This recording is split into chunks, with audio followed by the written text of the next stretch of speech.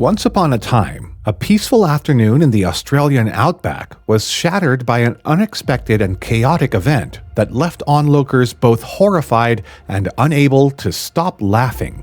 Imagine a disaster so absurd, so ridiculous, that it's still remembered today with a mix of disbelief and humor. This is the story of the Great Emu War of 1932, where Australia, armed with military might, faced off against birds. Yes, you heard that right, birds. And spoiler alert, the birds won. But how did a modern nation end up in a war against its own wildlife? And how did it manage to lose? In the annals of history, there are many tales of wars and conflicts that have shaped nations, determined borders, and decided the fates of empires. But among these, the Great Emu War stands out not for its scale or its significance, but for its sheer absurdity. Unlike the world wars or the civil wars that have filled our history books, this war was not fought over land, resources, or ideological differences. Instead, it was a desperate attempt by a group of farmers supported by the Australian government to protect their crops from a horde of large, flightless birds. This conflict occurred during the late 1920s and early 1930s, a time when Australia was grappling with the aftermath of the Great Depression. The nation was struggling to support its agricultural community, which had been hit hard by economic downturns and a series of poor harvests. As if these challenges weren't enough, Australian farmers soon found themselves facing an unexpected adversary: emus. These giant, flightless birds had migrated inland from the coast in search of food and water, and they found both in the fertile farmlands of Western Australia. Little did anyone know that this would lead to one of the most bizarre and hilarious military engagements in history. The stage was set in Western Australia, a vast and arid region where the government had encouraged a group of ex-soldiers to settle and farm the land as part of a post-World War I initiative. These soldiers-turned-farmers were given plots of land to cultivate wheat and other crops, with the promise that the government would support them through thick and thin. However, by the early 1930s, these farmers found themselves battling against an unexpected and relentless enemy: emus. These emus were no ordinary birds. Standing nearly 6 feet tall and weighing up to 120 pounds, they were large, fast, and surprisingly clever. They had migrated inland from the coast, driven by a severe drought that had dried up their usual sources of food and water. The emus, in search of sustenance, found the farmers' fields to be a veritable buffet. They trampled over crops, damaged fences, and generally wreaked havoc on the farms, making a difficult situation even worse for the struggling farmers. Desperate for a solution, the farmers turned to the government for help. After all, this was a nation that had just emerged victorious from the horrors of World War I. Surely it could handle a bunch of birds. The government, eager to show its support for the agricultural community, decided to take action. And so, in late 1932, Major G.P.W. Meredith of the 7th Heavy Battery of the Royal Australian Artillery was called in to lead the charge. With military precision, Major Meredith and his men arrived in the emu-infested regions armed with 2 Lewis guns, a type of machine gun used during World War I, and 10,000 rounds of ammunition. The plan? To wage war on the emus and eliminate the threat once and for all. Now, at this point, you might be wondering how I know so much about this peculiar slice of history. Well, let's just say I've always had a fascination with stories where things go spectacularly wrong. I first stumbled upon the tale of the Great Emu War years ago when I was flipping through an old history book at my school library. The sheer absurdity of the whole situation stuck with me, and as I grew older, I found myself returning to this story again and again. It's one of those tales that gets better with each retelling, especially when you consider the comedy of errors that ensued. The first battle of the Great Emu War took place in November 1932, near the small town of Campion. The soldiers, confident in their superior firepower, set up an ambush and waited for the emus to come within range. The plan was simple.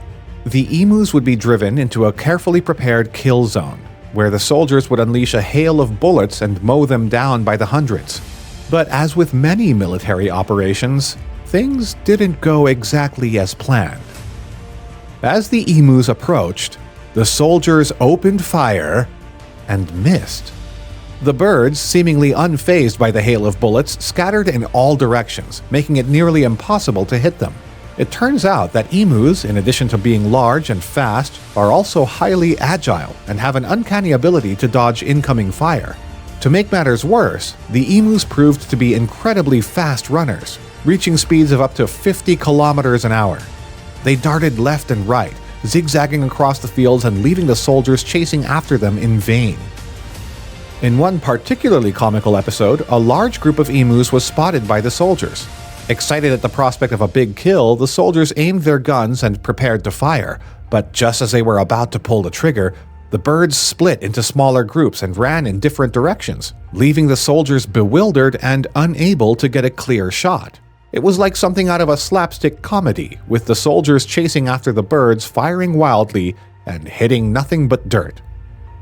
As the days went on, the situation only got worse. The emus seemed to grow smarter with each encounter, learning how to evade their soldiers and their weapons. They would approach in smaller groups, using their numbers to overwhelm the soldiers and then scatter before the guns could be brought to bear. Major Meredith, determined to succeed, even mounted one of the Lewis guns on the back of a truck, hoping to mow down the emus in a high-speed chase. But the bumpy terrain made it impossible to aim properly, and the attempt ended in yet another embarrassing failure. It's said that during the war, the emus would watch the soldiers with what one observer described as their beady little eyes, almost as if they were mocking them. And honestly, who could blame them? The birds were winning, and the soldiers were becoming the laughingstock of the entire country. The sight of a modern military force being outwitted by a bunch of birds was too much for the public to handle, and the Great Emu War quickly became a national joke. After several weeks of this comical cat and mouse game, the Australian government decided enough was enough. The emus had proved to be an insurmountable foe, and the soldiers were ordered to retreat. In total, it's estimated that only a few hundred emus were killed out of a population of 20,000. The mission was a colossal failure, and the media had a field day with it, dubbing the conflict the Great Emu War and poking fun at the government's botched attempt to handle the situation. The public reaction was a mix of disbelief and amusement. How could a modern military force be outsmarted by a bunch of birds? The Great Emu War became a national joke, and to this day it remains a source of humor in Australia. It's often brought up in conversations about government overreach or poorly executed plans, serving as a reminder that sometimes things don't go as expected, no matter how much firepower you have. The aftermath of the Great Emu War was not just an embarrassment for the Australian government, but also a sobering lesson in humility. The farmers were left to deal with the emus on their own, and while some were able to build better fences and find other ways to protect their crops, the emu problem persisted for years to come. The government, chastened by its failure, decided not to engage in any more wildlife wars, and instead it offered a bounty for emu heads, encouraging hunters to take up the fight. So, what lessons can we learn from the Great Emu War? For one, it's a testament to the unpredictability of life. No matter how well laid your plans are, there's always the possibility that something completely unexpected will throw a wrench in the works. It's also a reminder that not every problem can be solved with brute force. Sometimes a more nuanced approach is needed. The Great Emu War is a classic example of what happens when human arrogance meets the stubbornness of nature. The emus, in their own way, taught the Australian government a lesson in humility and the importance of respecting the natural world. But perhaps the biggest takeaway is the importance of being able to laugh at yourself. The Australian government could have tried to sweep the Great Emu War under the rug, but instead it's embraced as part of the country's quirky history. And honestly, in a world that can often take itself too seriously, we could all use a little more humor. The Great Emu War is a story that has been retold countless times, with each retelling adding a new layer of absurdity. It has become a symbol of how even the best-laid plans can go hilariously wrong, and how sometimes it's the most unexpected events that leave the biggest mark on history. Today, the Great Emu War is remembered as one of the most hilariously disastrous military campaigns in history. It's a story that has been passed down through generations, often with a mix of amusement and incredulity. The idea that a modern, well-equipped military could be bested by a bunch of birds seems almost too ridiculous to be true. And yet, it happened. The Great Emu War serves as a reminder that no matter how much we think we have control, nature has a knack of humbling us in the most unexpected ways.